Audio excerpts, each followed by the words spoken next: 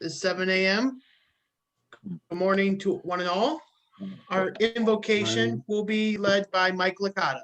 That was easier to go around. Toastmasters and friendly guests this morning. Our invocation will be quick and simple. I want to thank you for joining us this morning, and I pray that we all find guidance in completing tasks, both large and small, this morning as we continue in our journey through this time. May we continue to learn and become better speakers so we present both in our professional lives and with our friends and family going forward. Thank you. Amen. Amen. Amen. Thank you, Mike. I pledge allegiance Allegiance to the to the flag flag of the of United the United States States of America. of America To the and Republic, to the to the republic republic to for which it which stands, stands one one nation, nation under under God, under God, indivisible, indivisible, with with liberty, liberty and justice, justice for all. justice for all. Good morning, fellow Toastmasters. Happy Thursday. Are there any announcements from the floor this morning? Go ahead, Tom. Yes, we had a meeting with the high school on Tuesday. The first meeting where we were able to Zoom in, or they do a Google Meet type thing. And what it involved was that Deborah did a workshop on evaluation for them. I did a speech, and then Kristen evaluated my speech, and then the students came in on chat, and we talked a little bit about that. So we're underway on that. Our next meeting is next week, Wednesday, I believe. They're going to try and do a regular meeting with a Toastmaster and all of the different parts. Joe had taken one of the videos of our meetings and reviewed it with the kids in the classroom and those that are doing it virtually as well, so they have some sort of idea as to what a regular meeting looks like and what the jobs are in that. So that's underway. Just thought I would let you know. Thank you so much for that, Tom. Sure. Yeah, I'll be back on that next week. I'll join you. Next, in 2 weeks is our fall open house, and I know we'll get the details out as soon as possible, and we'll go from there. Any other announcements from the floor? Eric, Yes, Phil. very quickly, Go ahead. don't forget to have Tracy invite the Rotary, Yes. because All right, Toastmasters is teaming up with them, okay? All right, I'll reach out to Tracy and we'll get that squared away. Thank you for that, Phil.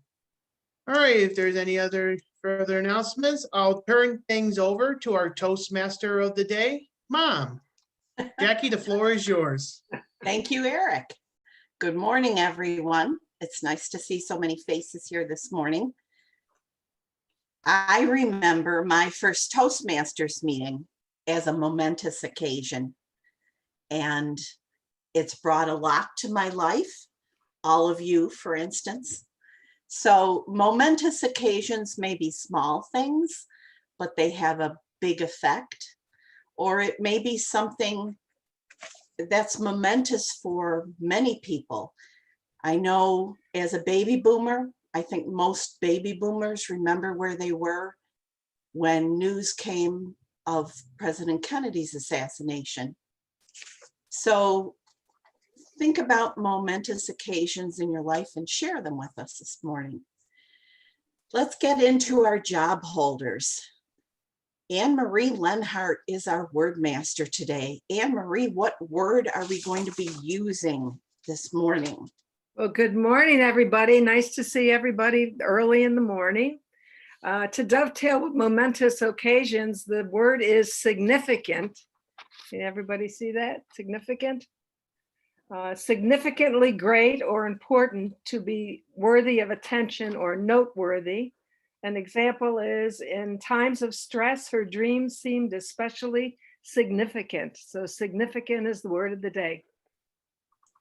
Thank you, Anne Marie. Quote master this morning is David Licata. David. Wait a minute. Hang on. Oh, already. I am unmuted. Well, I hope this will be a significant quote. And it's by Shelley. Fate, time, occasion, chance, and change. To these all things are subject, but eternal love. And my quote to back that up is, when you find eternal love, that is indeed a momentous occasion. Madam Toastmaster. Oh, thank you, David. That's excellent. I think everybody can share that feeling. Next, we're going to enjoy a significant bit of levity from Larry Eggert. Take it away, Larry. A significant bit of levity. I'll do my best. That really raises the bar. So Juan Vega was a clam diver, and he found an injured sea otter one day and nursed it back to health. From the moment the grateful otter was able to walk, it never left Juan's side. It even learned to dig clams with Juan. One day, a man went to Juan's house to hire him for a week. His wife answered the door and said, "Sure, you can hire Juan. It's $500 for the day." The man says, "That much?" The wife says, "Yeah, but you're not only getting my husband, but you're also getting his otter. They bring up more clams than anyone else in town." The man replied, "I just wanted Juan. I'll hire him alone for $350. The wife said, "Sorry, you can't have Juan without the otter." Oh, Now that was deep. I apologize. Madam thank you, Toastmaster. Larry. Truly significant humor this morning. Who's on the drums this morning? And now we'll hear from our grammarian, Len Thornton, to explain his job. Len. Good morning, everyone. My job as grammarian is to take note of our use of the English language. Are we using our words properly? I will be ever diligent. I have coffee in hand, paying attention, and report at the end of the meeting. Madam Toastmaster. Thank you, Len. Next, hand in hand with grammar, is the master. Muklas, would you explain your job to us, please? I sure will. Every one of our Toastmaster meeting is a significant meeting to improve our speaking skills. I will be watching for filler sound or unlexical fillers, a, so, and also yeah, but, okay, like, are the lexical fillers. Also unnecessary silent pause. At the end of the meeting, I will report to some of the occurrences. I hope as we speak, our use of these fillers would become insignificant. Madam Toastmaster. Thank you, Muklas. Our gesture master is Kate. I apologize, Kate. I hadn't seen your name filled in on the agenda. Please let us know about your job. No problem. Thank you, Madam Toastmaster. The gesture master role isn't in every club. It's something that one of our members, Charlie or Les Sigarnik, maybe brought back from some meeting they visited. And I will do my best to watch our body language. It's more challenging in this format virtually. So I encourage you all to use your facial expressions as much as possible. I'll watch for facial expressions and body language. Thank you. Thank you, Kate. And our quiz master this morning will be Nancy Ferry. Nancy.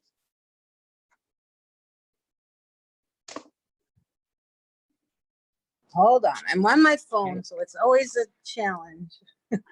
Thank you very much, Madam Toastmaster Mom.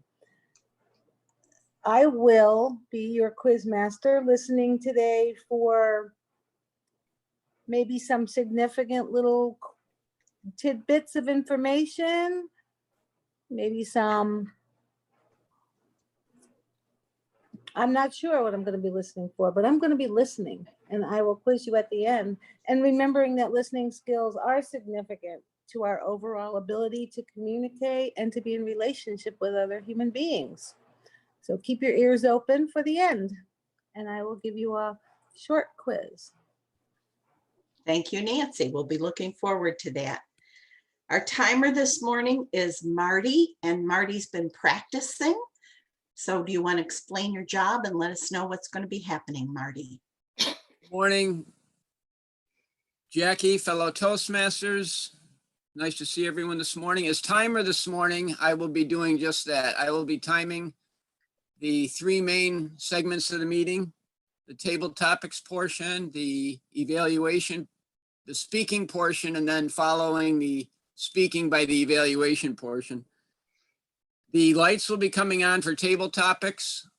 Table topics is a 1 to 2 minute impromptu speaking. We have lights. We have red, yellow, green at 1 minute, 1:30, and 2 minute respectively, with a 30-second buffer. Evaluations are 2 to 3 minute with lights green, yellow, red at 1:30, 2, and 2:30, and 3. And the speeches, it looks like the 3 speakers this morning are all 5 to 7 minute speeches. The lights will be coming on green, yellow, red at 5, 6, and 7 respectively.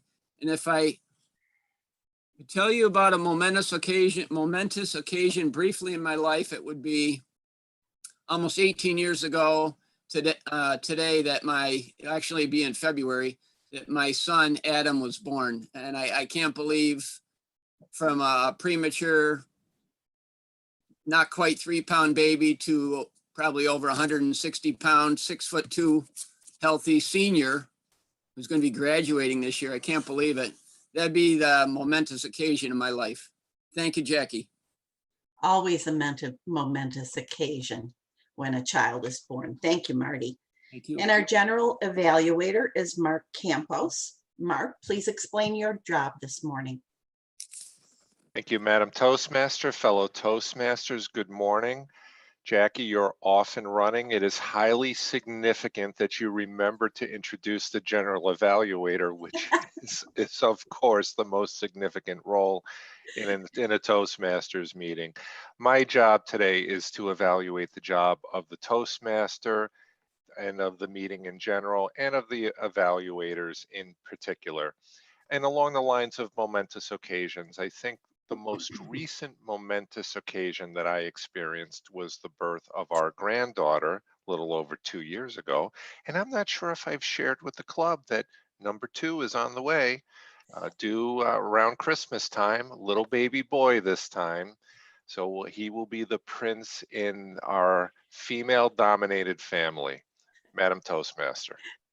Thank you, Mark, and congratulations on that coming momentous event. All right. Now it's time for table topics, everybody's favorite part of the day. And our table topics master this morning will be Tom Moran. Tom, take it away. Good morning. Thank you, Toastmaster. There are many momentous occasions in one's life, and I can think of 3 significant momentous occasions in my life. Of course, I'm talking about my weddings. I've done 3 of them thus far. I haven't done one in a while. I was thinking of this the other day. It's been like, I don't know, 18 years since I've gotten married. So, you know, I'm kind of like, I'm getting restless, I guess I could say. I'm getting anxious. I do enjoy a nice wedding and, you know, being the center of attention and, you know, making up my vows and all of that. That's always pretty exciting. But enough about me. I'd like to see if Charlie Deacon could turn on his microphone there. And I'd like to ask Charlie, since I'm certain he's had many momentous occasions in his lifetime, if he could maybe share one of those with us. Charlie Deacon?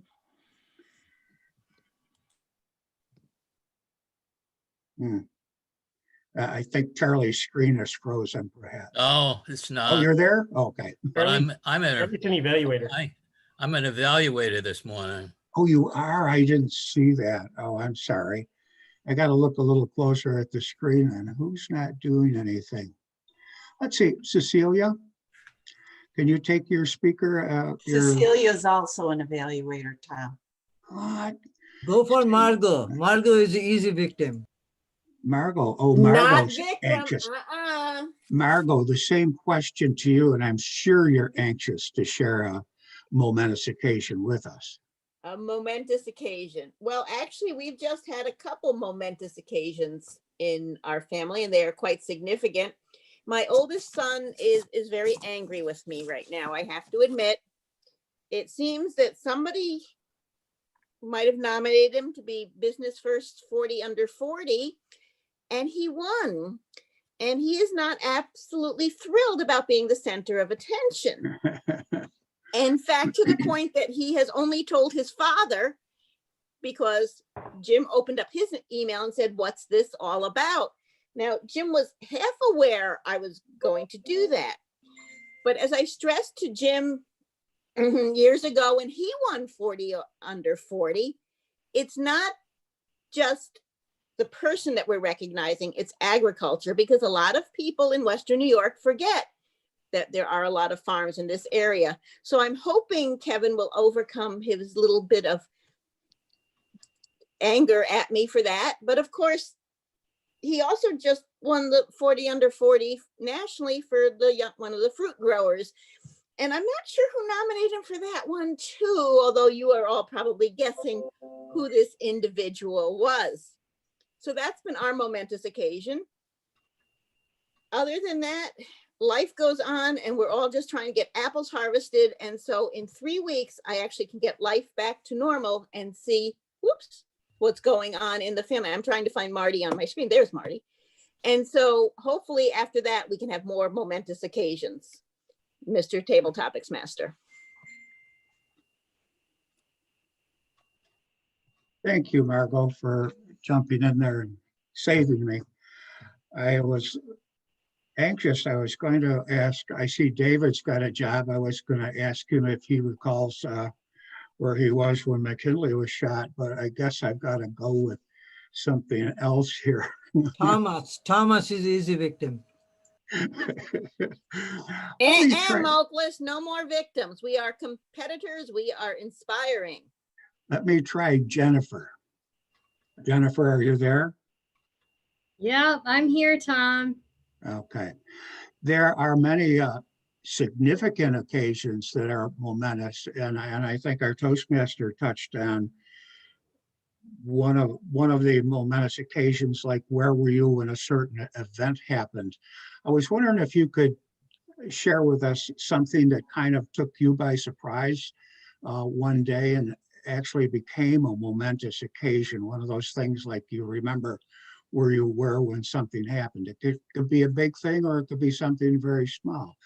Use the word significant and keep an eye on the timer, Marty. Where I was when something significant happened. I think there's a lot of insignificant moments in our lives. And there's one particular moment that was incredibly insignificant that is a family reference point and has been for the last decade or more. And it was this moment while we were traveling. We were on a family vacation. I was actually studying abroad in Ireland, and my family came to visit because they're nice like that. My grandma, my aunt, my mom, my sister, and we were all traveling together for the weekend. We had gone to a bunch of tourist locations, and it had just been a very long weekend, and I needed to get back to the city of Galway. So we were on our way back, and there were these signs for this horse museum. And it just sounds like the most boring, horrendous event to go to. Like, I'm not that interested in horses. I had no desire to go to a horse museum. Like, I can't even imagine what's going to be in this museum that would be interesting.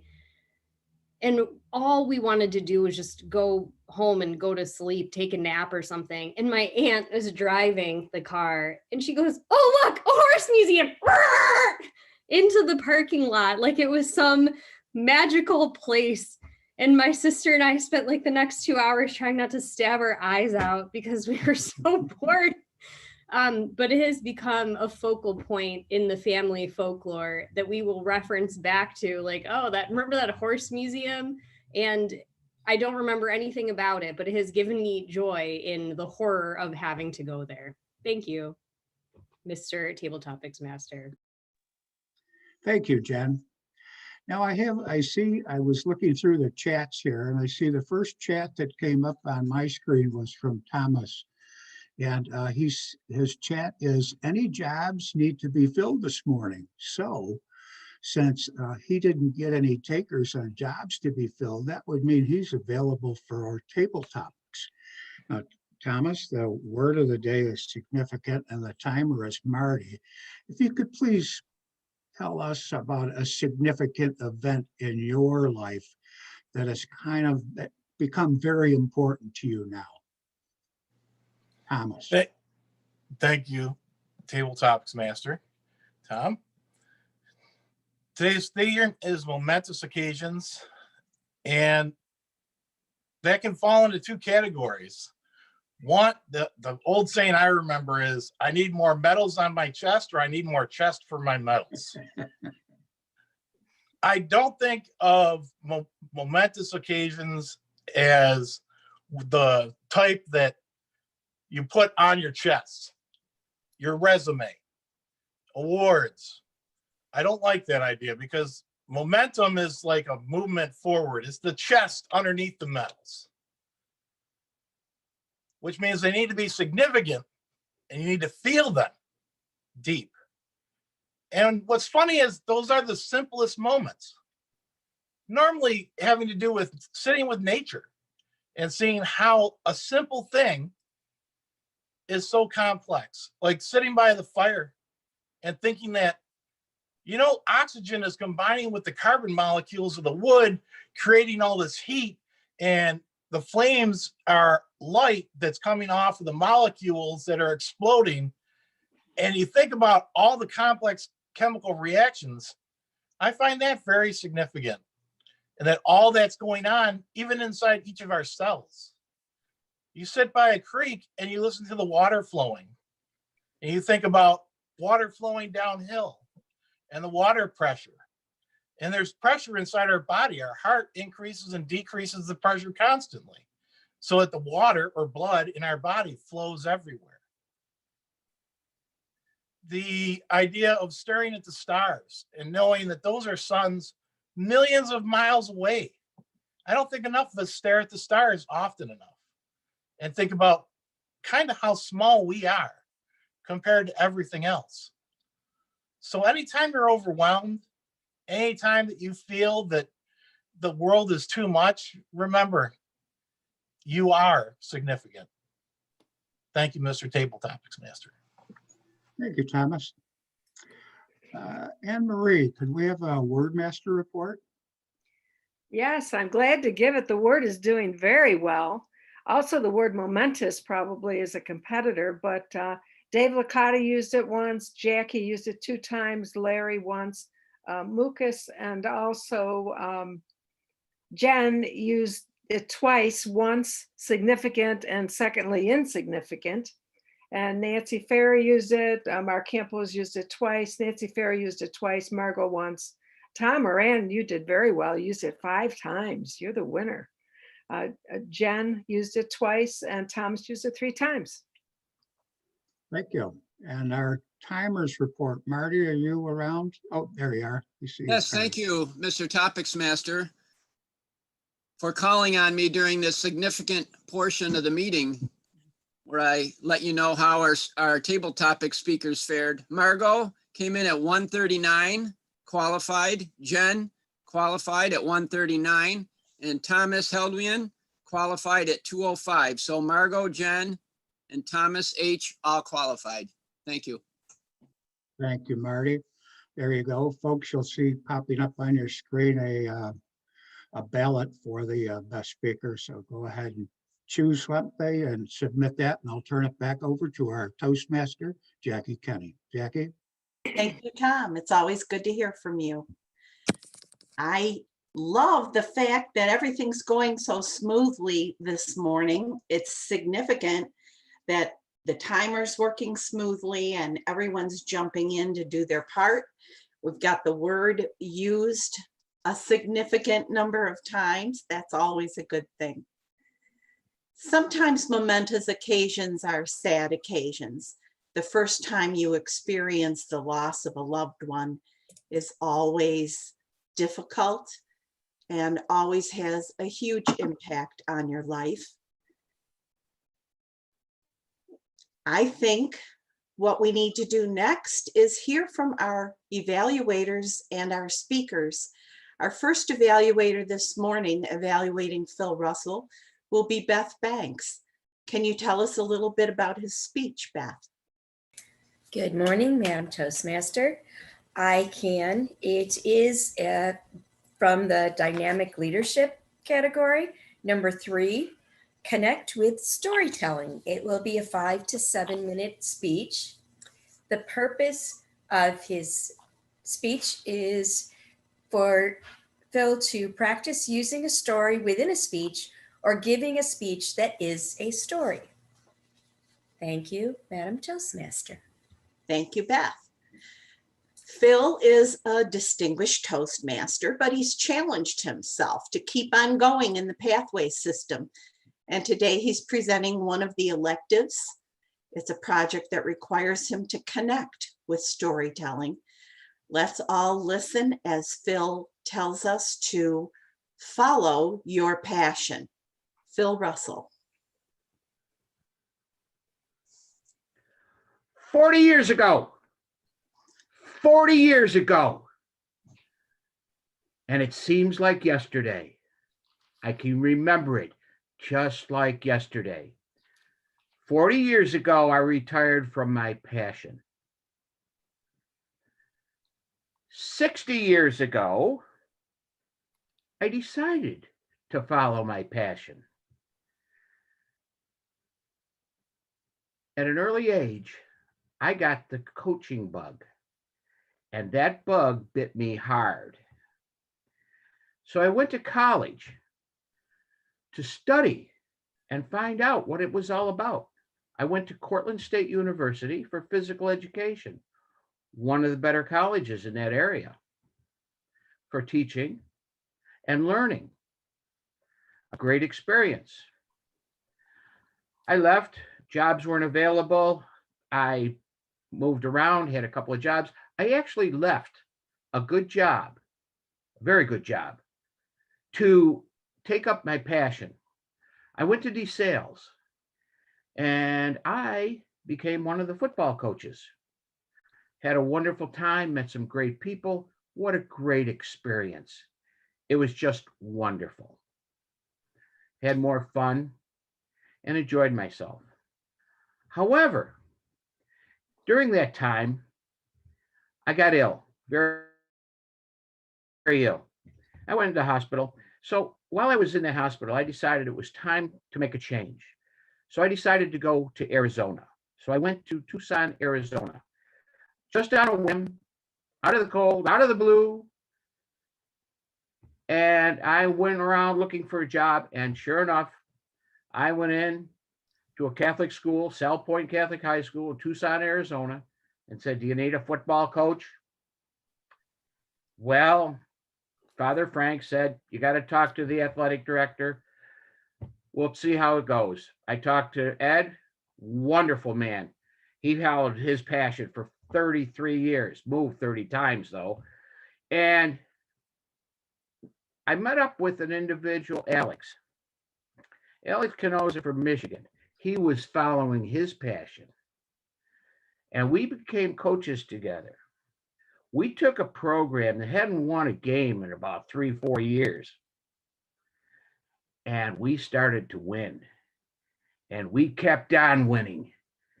And with all the other coaches and ourselves, we put that program together, and they have not stopped winning since. It's amazing to see their record since we left. I'm very proud of what they've accomplished over the years. Then I had an opportunity to get a college job. So I came back, and we started the football program at Buffalo State College. Something I always wanted to do. We put up the goalposts. We did everything. We didn't have much help, but together we worked. We all followed our passion. I had I was one of three assistant coaches and our great head coach. And what happened was, it was amazing what could happen with a passion. It was fun. We had a great time. We didn't make much money, but boy, we put it together. Now, if you're following your passion, how do you evaluate success? Well, I look at it back, and you can tell me whether I was successful or not. But in football, state championship in New York, not too bad. Arizona, state championship, one of the toughest leagues in the country. And it's one of the best programs in the country now. At the college level, we accomplished something in 5 years that's unheard of. We made it into the top 10 in the nation in the first 5 years. It was hard getting there, but it was even harder staying there. Let me tell you, those people are good. So I felt I had some great success. What am I doing now? I'm doing and enjoying life and doing the things that I missed out during those 20 years while I was coaching. It was great fun, great opportunities. I learned an awful lot. And now I just feel like, hey, I accomplished something. I have talked to friends that said, you know, I'm working at this job. I've been told by my parents to get it. And I wish I could do that. I wish I could do that.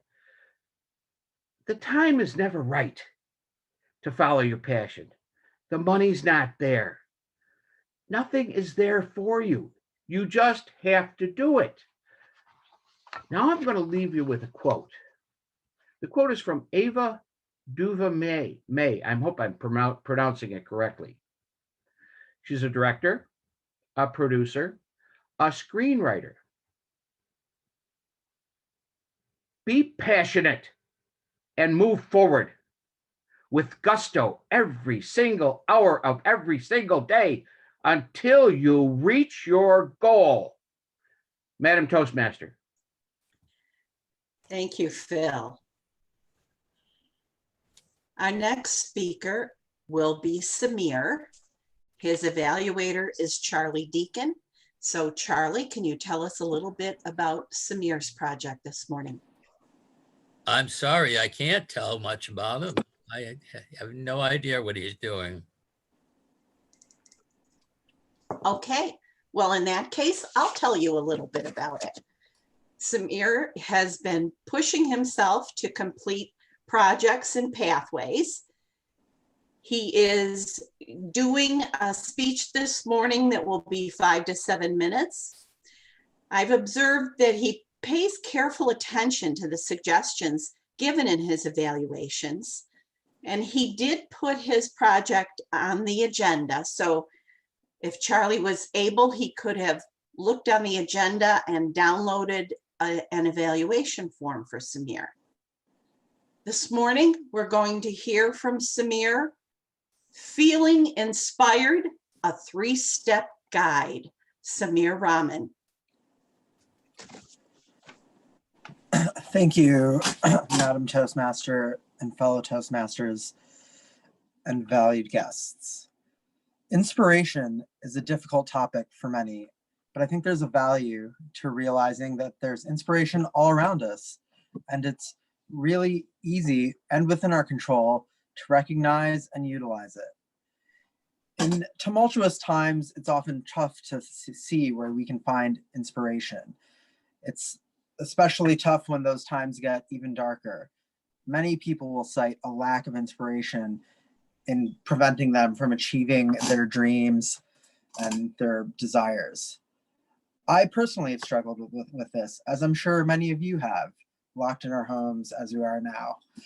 I have found three main categories of ways in my research to inspire yourself, and I intend to share them with you today. First, let go. Letting go of your troubles is an important step in becoming free of any type of fear and able to feel inspiration from what's around you. Wallowing is scientifically proven to make you feel worse. One technique from the Dale Carnegie series of books is to consider what the worst is that could happen. Ask yourself the questions. How bad could it be really? What would you do? Could you even face whatever situation it is that you fear? For most people, this exercise helps them realize things aren't so bad and they can let go of what is holding them back. Journaling can help too, as often the act of writing itself can consolidate and sort through your mind's thought process into a more coherent, cohesive, and actionable form. So the main area of letting go is just looking at what you feel is not inspiring you and letting go of anything that you think is holding you back. The second category is considering your environment. Mankind finds himself often conditioned by the environment around him, something that can represent both the nature and nurture, because both of those constitute a condition in which you find yourself. One example, a little more concrete, is lighting. Lighting can literally brighten up your day. Improving the lighting in your environment can change the way you look at things. Limit your consumption of negativity. That's another way. If that's not feasible, try to maintain your perspective on the days, weeks, months, or years events. Things have happened before to all kinds of people throughout human history, and chances are what you're experiencing is not unique. Another way is to go for a walk. Nature can work wonders, and I personally have often found that even a short walk can help clear the cobwebs out of your head and give you a fresh perspective. And the final way to change your environmental perspective is to see the world anew by asking another person's opinion. Perhaps someone you haven't heard from in some time. A lot of times, a new perspective from another person can help change the way you look at the world around you. And the final category, which I alluded to previously, is to change your perspective more directly. There's an old story of once there was a king who wanted to be happy when he was sad and not be overjoyous or irrationally exuberant when he was happy. His advisors gathered together for a few weeks and tried to figure out what to do.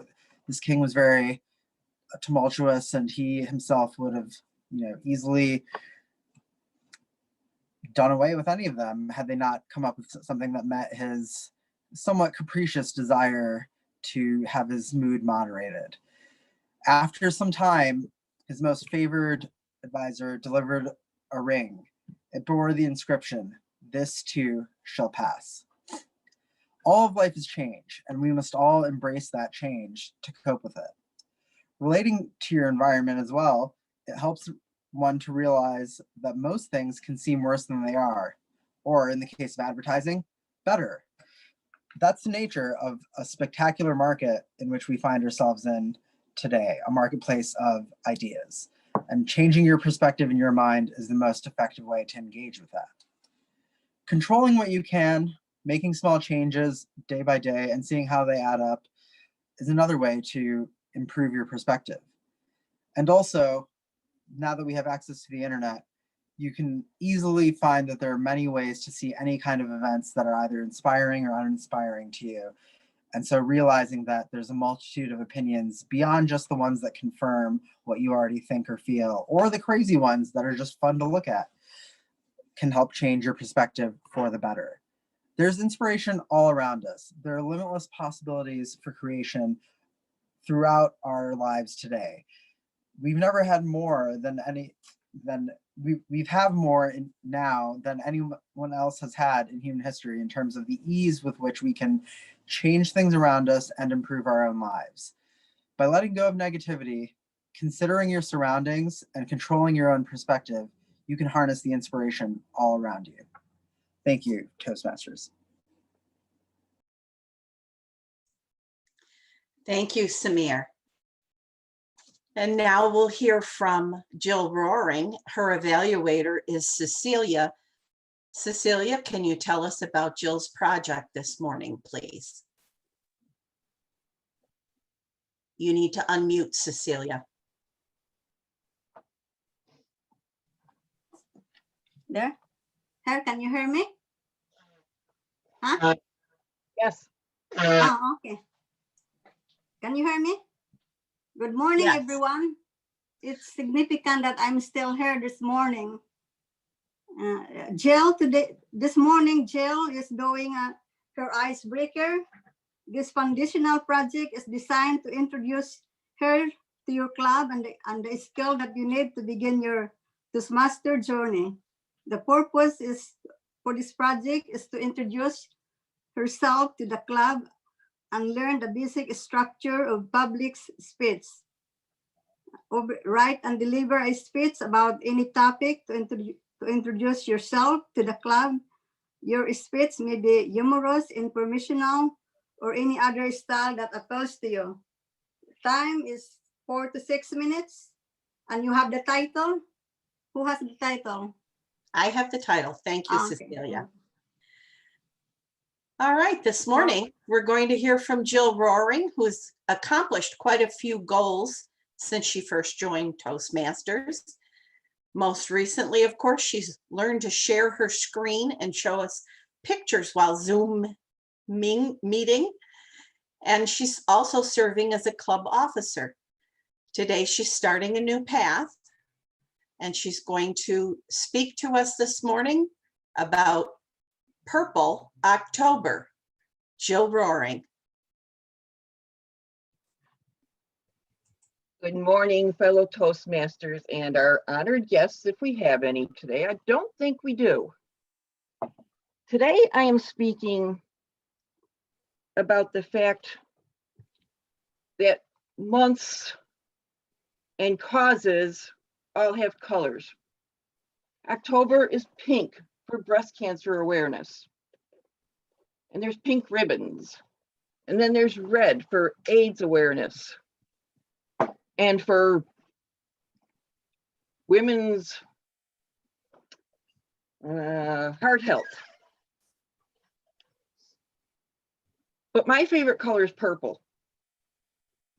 And purple is kind of ironic here because it is the color of two of my passions. Well, not really passions, but we'll get into that.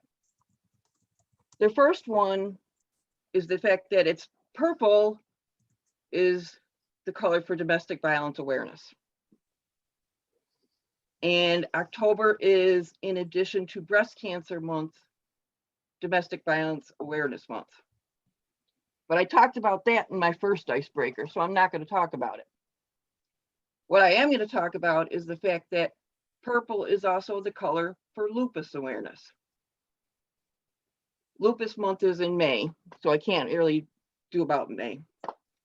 But lupus is one of the autoimmune diseases that I have. I have several. And if anybody does not know what an autoimmune disease is, it's a situation where your body attacks yourself. Rheumatoid arthritis, it tends to attack the joints. Your hands.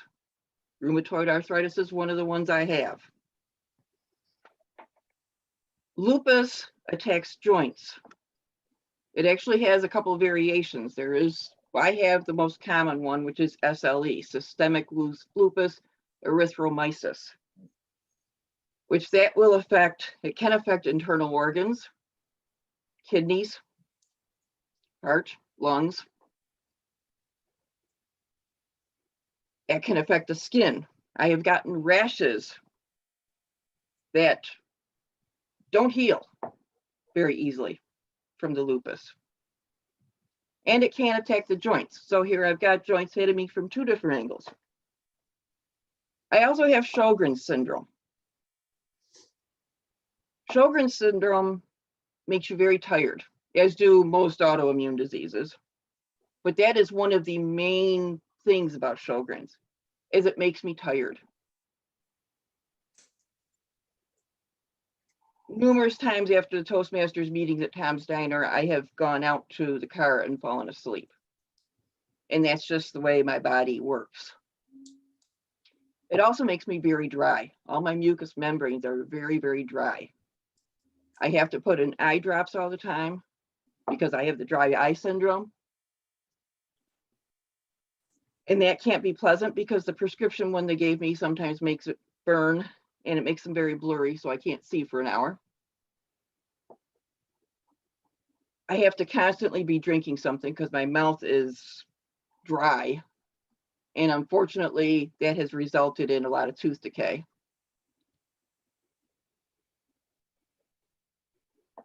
Those are the main symptoms of Sjogren's. I also have had some other issues. I've had rosacea, which is, it looks like acne on your face, but it really isn't. It's almost like a bad sunburn.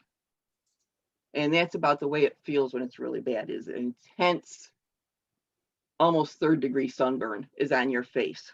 It hurts. And it doesn't, and you better not use typical acne medications. They don't help. In the process of this, I've had what's called Stevens-Johnson syndrome, which Stevens-Johnson's is it's an allergic reaction, severe allergic reaction to medication. Because of the fact that I've had it significantly twice, one time it put me in the hospital for 8 days. The other time I probably should have been in the hospital, but I didn't have insurance at the time. It made me break out. My entire body was in a red rash. I had 103 temperature until they got it under control. It caused damage in my throat. I have to watch what I eat sometimes because I do choke easily, even though I've had an operation to open my throat up some. And it's two other symptoms that it caused pernicious anemia, which is B12 deficiency. Most people can make B12 in their bodies. It starts in their stomach. And my body can't do it anymore, so I have to take shots twice a month for B12. And the other thing it's gave me is peripheral neuropathy.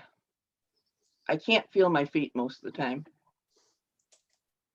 And I don't know about you, but when you have to look at your feet to know whether you put your shoes on or not, sometimes, that can be really pretty weird.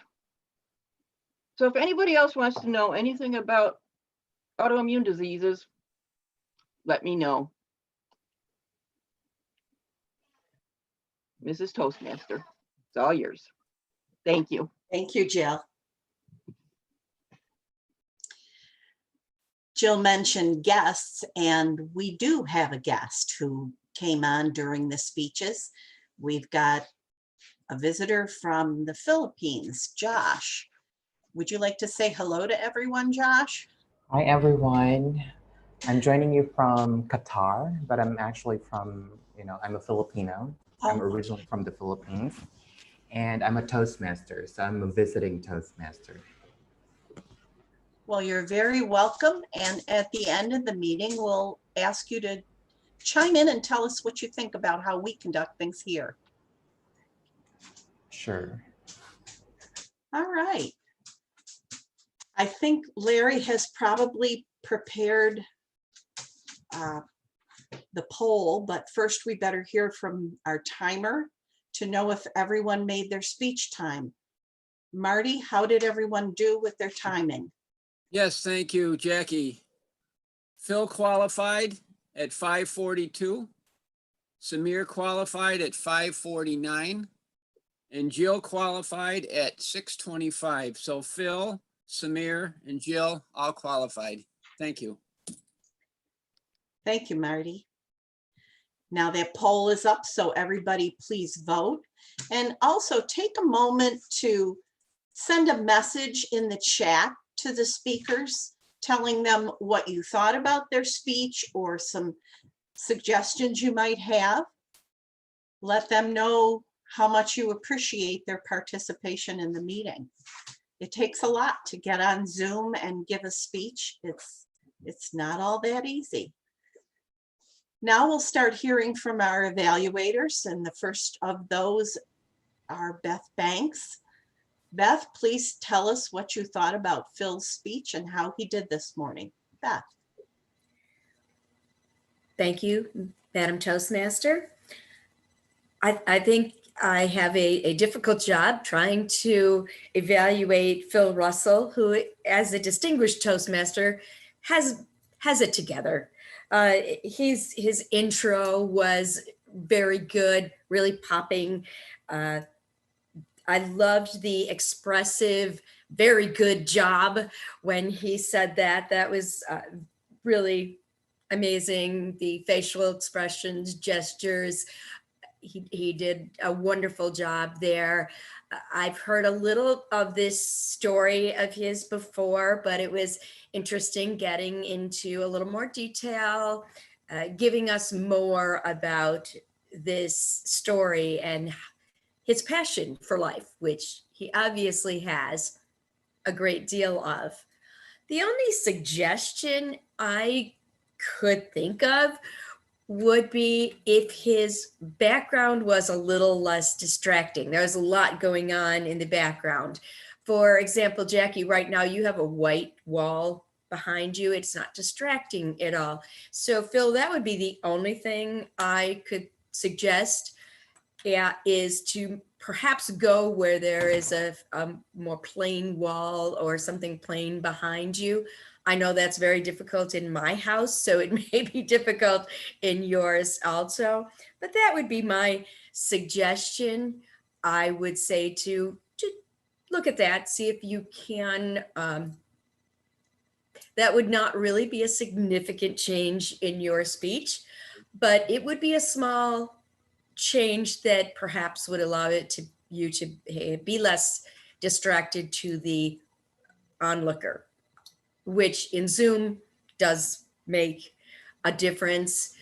Your expressions were very good. I would challenge yourself to possibly have different gestures as you're going along. But aside from that, I think Phil did a wonderful job. As I said, he's distinguished. What can I say? This was my first evaluation. I don't know if that meant it was more difficult because he's distinguished Toastmaster, or you made it easy for me. I don't know. Thank you, Madam Toastmaster. Thank you, Beth. And our next evaluator will be Charlie Deacon, telling us about Samir's speech. Take it away, Charlie. Madam Toastmaster and our second speaker, I really enjoyed it, and he brought, I think he was talking to me really with his three things of trying to inspire people. Let go. That I need to do that sometimes. And then going on to consider the environment and a few other things, but those three things hit home with me. And it for me, it was great. A couple of things I think he might do and I'm not quite sure how he can do it. Well, one, he can have a voice variety. It was just on a level. That's what I do, is on a level. I keep talking about the same thing or same tone, and you need to go in sometimes to the thing. You got to sit up a little bit so you can, people can see what's going on. But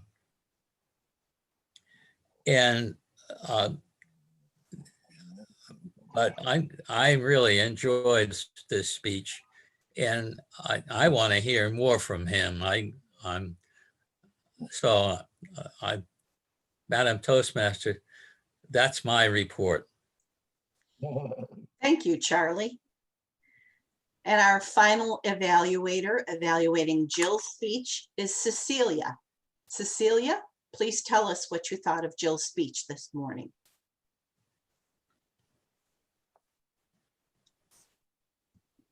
Unmute yourself, Cecilia. You need to unmute. Okay. There you go. Thanks, Jackie.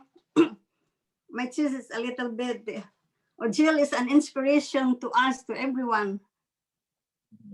I love the purple color. As you can see, I'm wearing purple, but I didn't know that it's associated with this all kind of diseases. I love all the version, lavender, pink.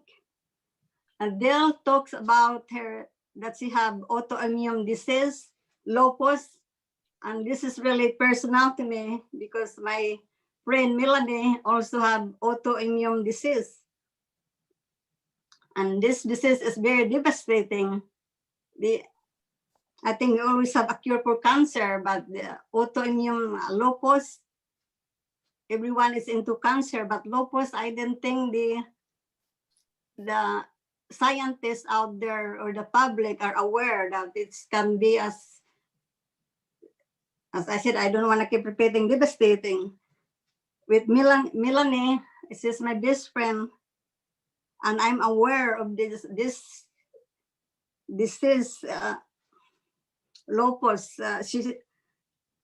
There's a lot, as Jill mentioned, all those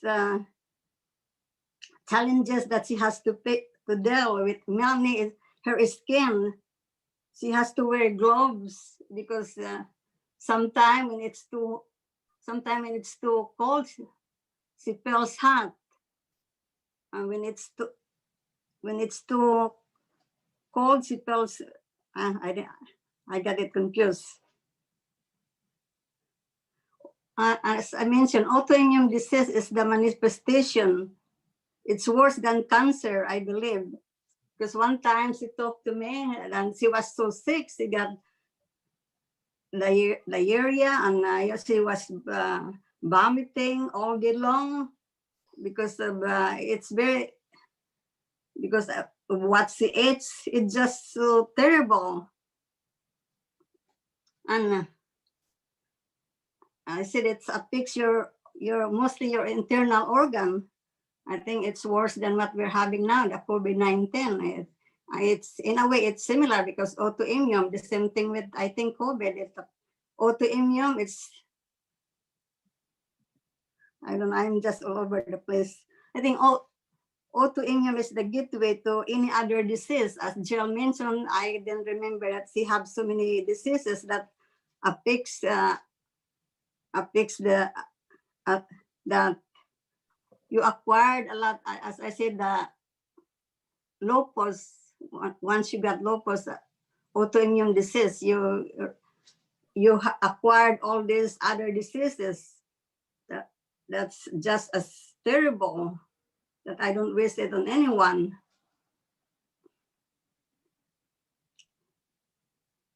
And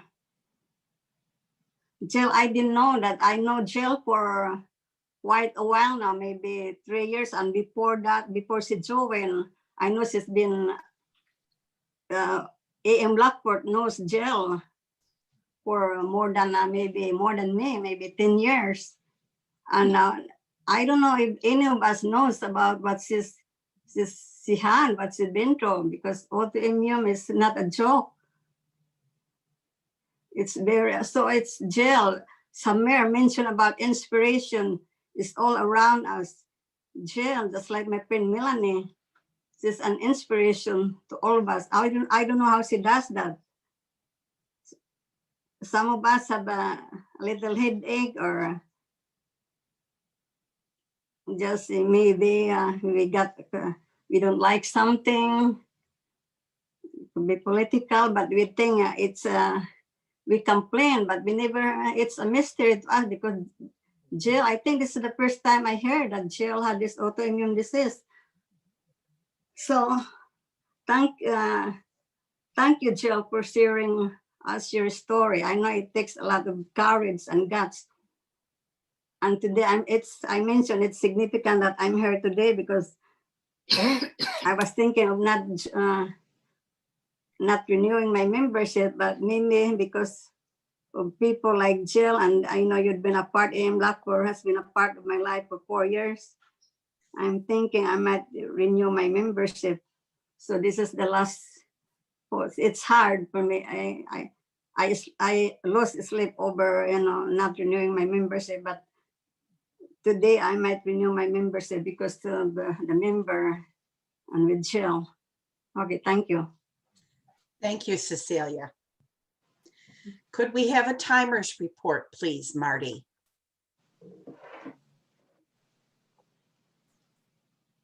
Do we have Marty there to give us a timers report? Thank you, Madam Toastmaster. I have a timers report. Timers report for the evaluators. We have Beth Banks qualified at 2:35. Charlie Deacon qualified at 1:52. And Cecilia was 5 minutes and 30 seconds. So Beth and Charlie qualified. Thank you. And I'm sure, thank you, Marty. I'm sure that the poll will come up and you can vote for either Charlie or Beth because Cecilia was over time today. Thank you, everyone. And now I will turn the meeting over to our general evaluator, Mark Campos. He can tell us about the evaluators and what he thinks of the meeting as a whole. Take it away, Mark. Thank you, Madam Toastmaster, fellow Toastmasters, and our guests. Good morning once again. Jackie, you run a tight ship. I was highly impressed. All the jobs were filled. We started on time, had a very interesting theme. It has general appeal, something people can relate to and comment on. Excellent job with that. I also loved how you were prepared, very clearly prepared. You had all your speech titles. And when you encountered that hiccup where Charlie didn't have the specifics of Samir's speech, you did not miss a beat. You jumped right in, covered what you needed to cover to give him a proper introduction. And I might add, you also snuck in a little admonishment for Charlie for not getting the evaluation form from the agenda. So well done, always delivered with a smile on your face as you so uniquely are able to do. From the standpoint of our evaluators, Beth, this was your first evaluation. I find that a surprise to me because it feels like you've been with us longer. I thought you did a nice job making a sandwich evaluation, something positive, something constructive, and then ending on a positive. So good job with that. I was particularly impressed that you found something since this is your first evaluation because Phil was really good today. And as I watched him, I wondered what constructive feedback you could give him, and you found something, which is good because there is always something to improve upon. Nobody ever delivers the perfect speech ever. Charlie, what happened to your camera? We missed you. We wanted to be able to see you. And I think the reminder there for everyone is when you're evaluating, yes, it's about the person you're evaluating, but it's also a speaking opportunity for you. So Charlie, it would have been nice to see you on camera, have you connect with us, some eye contact, some some gestures, things like that. We missed seeing you. Cecilia, I think today you were guilty of fixating on content and not at all on delivery. It's certainly very powerful if the content of Jill's speech touched you in a personal way, and very clearly it did. And I think incorporated into your evaluation, it could have had a major impact. You ate up all of your time doing that though, and you really didn't get into the specifics of what she did well as a speaker in terms of the speaking skills, eye contact, gestures, delivering it without notes, all those types of things. Finding something constructive so that Jill has an opportunity to improve, and then maybe have that personal statement that you shared with us about how it touched you because of other people in your life that suffer from similar afflictions. Maybe have that be the close, and you could have had the makings of a truly powerful evaluation. So I would just ask you to remember to make that sandwich, something positive, something constructive, and end with something positive. But overall, I think it was an outstanding meeting today. I think everybody was on point, and we're really getting into the groove with these Zoom meetings, that's for sure.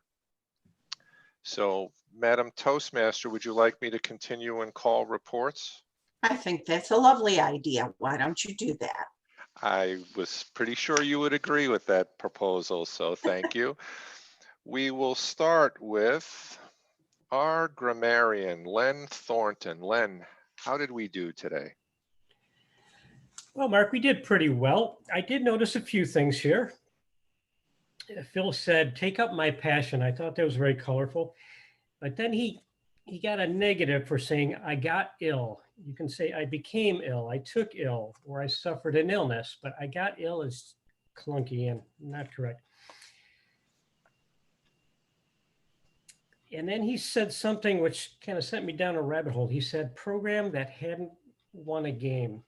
And I thought to myself, that classic argument, when do you use that and when do you use which? So I looked into that. If it is a non-essential clause, a non-defining clause, you use which. If it's a defining clause, you use that.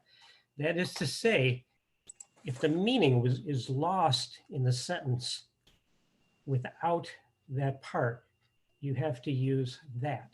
Otherwise, which is something which just kind of adds to the flavor of the sentence, but is non-essential.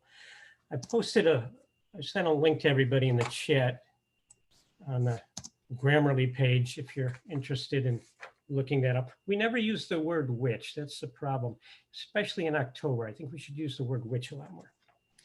Samir said, "See the world anew." I thought that was nice. And capricious desire. And mood moderated, very descriptive vocabulary. I like that. You also used the word littlest, and it seemed kind of awkward there. I think smallest or tiniest possibility would have sounded a little bit better. Jill got a little bit flustered at one point, said, "I can't really do about May," talking about colors and significance for charitable recognition and so on. Obviously not a correct sentence. Jackie, "Could we have a timer's report?" Jackie, we have a timer. So yes, we can have a timer's report. May we have a timer's report? Had to get you on that. And Mark used the word admonishment, very colorful language. I like that.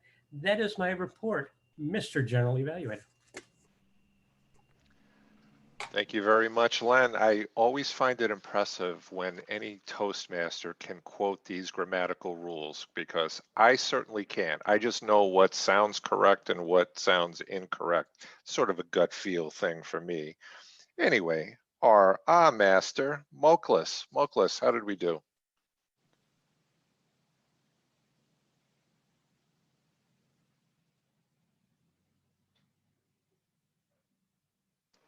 Moklis, you are muted.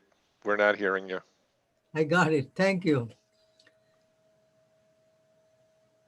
Yes, Mr. General Evaluator and fellow Toastmasters friend and most honored guest from Qatar, but from Philippines originally.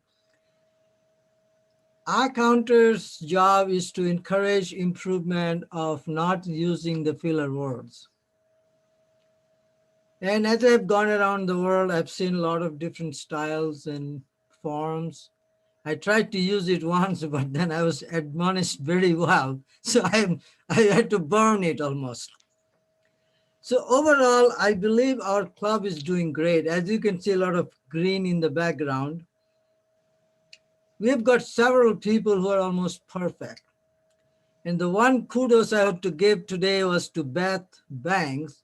She spoke like a DTM. I think her speech was completely excellent flow with no filler words. I'm impressed after only a few weeks. Maybe the daughter had to do something that has impressed her and she's fully engaged in Toastmastering improvement process.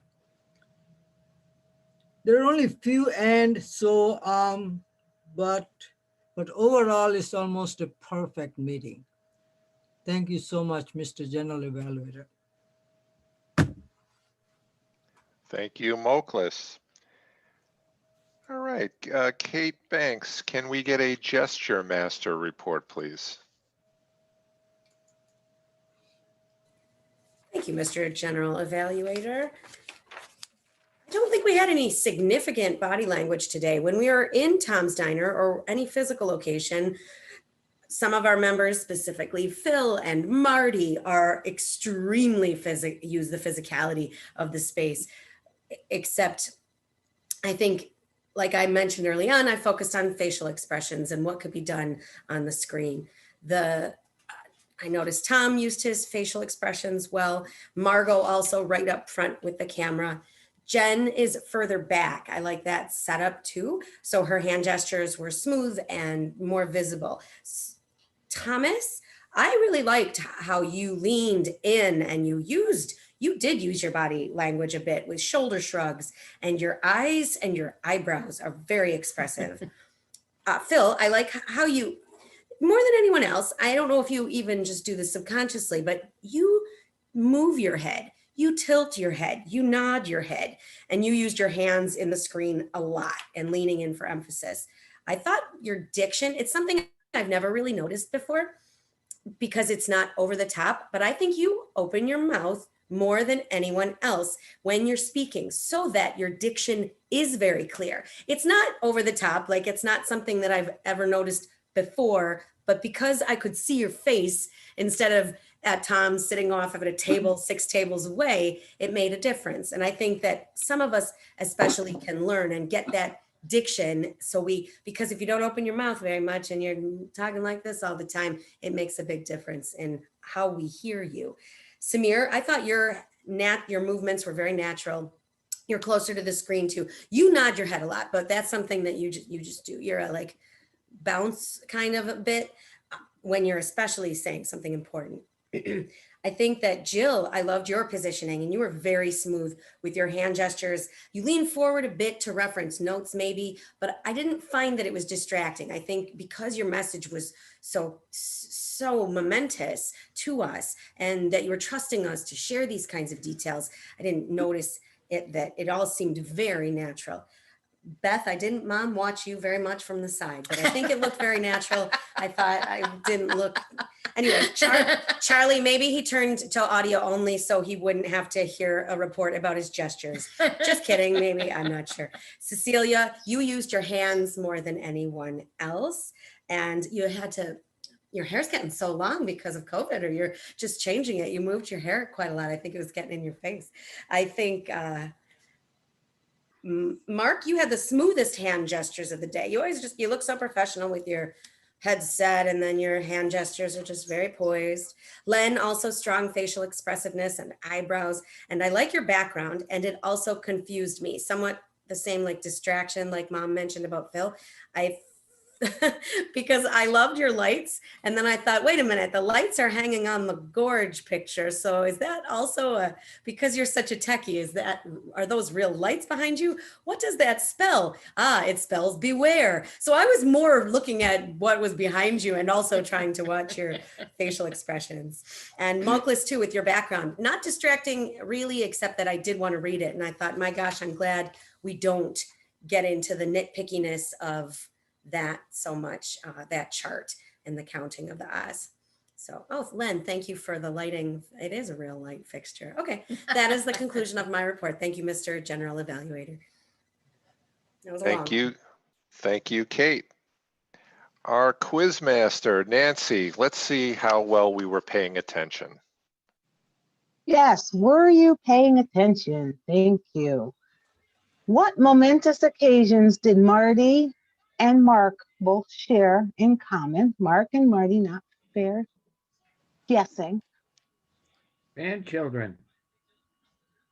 Mm, No. No, Birth of Marty's boys. child and Mark's grandchild and coming grandchild. right. Birth of a child. Celebration of children. What two words did Margot suggest to replace using the word victim when speaking about being a speaker for table topics? Competitor. Opportunity. Yeah, opportunity. No. Well, It it's was an opportunity, competitor. but it was Competitor. inspiring, competitive and inspiring. Yep. What boring museum did Jen visit? The Horse Museum. The Irish Horse Museum. What significant event took place in Phil's life 40 years ago? Stopped coaching. Started coaching. Stopped coaching. 40. Retired from coaching. Retired. Retired from coaching. Right. Started 60 years ago. Holy moly. He loved coaching. Yeah. And in Samir's speech, we heard about a king who desired to control his emotions. What did he receive as a solution? A ring that said, "This too shall pass." Yes, indeed. Good listening. Wow, Thank you all for Dave. being here. Great day. And with that, I'll pass. Thank you, Nancy. Last but not least, Anne Marie, can we have a final word master's report, please? Yes, it didn't do as well as it did the first part. Marty used it once, Jackie used it twice, Cecilia twice, and Jill said significantly, and Nancy used it once. But I just want to point out, I really enjoyed Samir's speech immensely, and he had just beautiful descriptive vocabulary. He used the word multitude, spectacular, capricious, exuberant, and one of my favorite words he used twice, which was tumultuous. So exquisite job, Shamir, in terms of vocabulary. Thank you. All right, thank you. Thank you, Anne Marie. At this point, I think I will turn control of the meeting back to our president. Thank you very much, Mark. Our guest, Josh, had to leave, but he really enjoyed our meeting today, and we hope that he will join us again in future meetings. I would like to congratulate our winners this morning. Our best table topic speaker this morning is Thomas. Congratulations to Thomas. Our best evaluator this morning is Beth. Congratulations to Beth. Congratulations. And our best speaker today is Samir. Congratulations to Samir. Tonight is our social hour, 7 p.m. Now, Larry will put that in the chat. Are there any final announcements from the floor this morning? Eric, I have an announcement. Go ahead, Marty.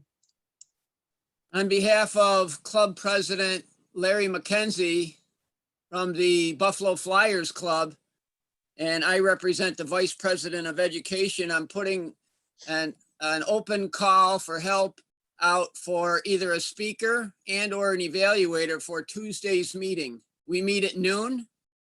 the second and fourth Tuesday. So that'll be this coming up Tuesday, the 13th. We meet from noon to 1. And again, I'm looking for a speaker and or an evaluator. So Jill, Phil, Samir, or any of our evaluators today would like another opportunity to further enhance your skills, you're more than welcome to join us. Or a member that didn't speak or evaluate today. You're welcome to join us. Let me know as soon as you can. I'm putting together the agenda.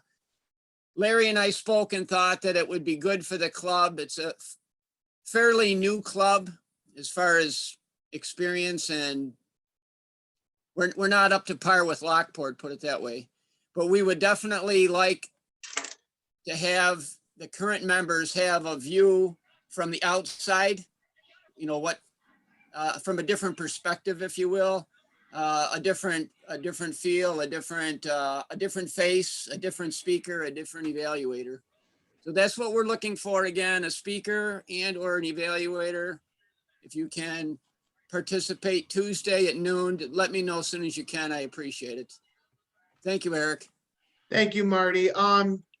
Can one of you guys send out the link for the meeting for next for the Buffalo Flyers Club? We will. All right. Thank you so much, Marty. Beth? Eric, I just wanted to thank Jackie for the wonderful title for today, because we have a significant momentous occasion coming up within the next month. So thank you, Jackie. Look enthusiastic. Sorry, it doesn't need to be announced. I forgot to say it in my report. Another chance to use momentous. We're in the final countdown now, 29 days. So it's less than a month away. Big wedding. Small wedding, not a big wedding. Very sadly. Anyway, still exciting and very momentous. And the dress is almost ready. Tom, you have. Do we know who the Toastmaster is next week? Larry Eggert is our Toastmaster for next week. Okay, I'm on the schedule to be quote master, and I'm not going to be able to make that meeting. So I just wanted to let, as a courtesy, Larry, know that I won't be available for that meeting. Tom, can you drop yourself off of the schedule? Can you delete if you didn't already, so someone else can jump in on the website?